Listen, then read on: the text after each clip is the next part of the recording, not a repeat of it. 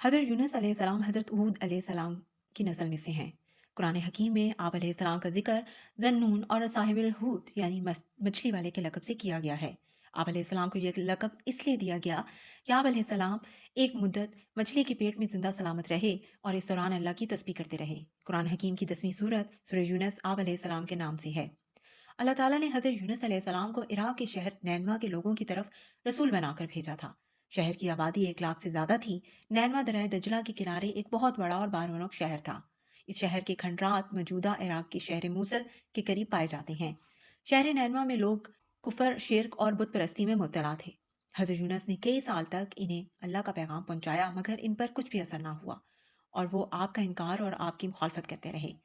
انکار پر ڈٹے رہنے کی وجہ سے جب اہل نینوا پر اللہ کا عذاب نازل ہونے کا فیصلہ ہو گیا تو حضرت یونس علیہ السلام نے اپنی قوم کو خبر دی کہ اب 3 دن کے بعد تم پر اللہ کا عذاب نازل ہوگا۔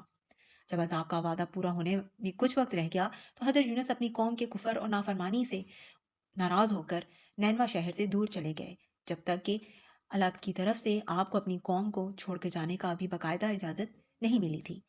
ایسے موقع پر اللہ کی سنت یہ رہی ہے کہ رسول اپنی مرضی سے اپنی بستی کو نہیں چھوڑتے جب تک کہ اللہ کی طرف سے باقاعدہ ہجرت کا حکم نہ آ جائے۔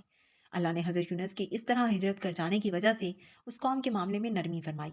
حضرت یونس علیہ السلام کے چلے جانے کے بعد قوم پر عذاب کے آثار نظر آنے لگے۔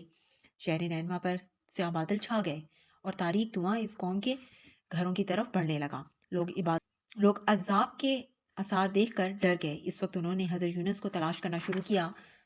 جب وہ نہ ملے تو اہل نینوا شدید پریشان ہو گئے۔ انہیں یقین ہو گیا کہ وہ لوگ اللہ کے عذاب میں گرفتار ہونے والے ہیں جس سے حضرت یونس علیہ السلام نے انہیں ڈرایا تھا۔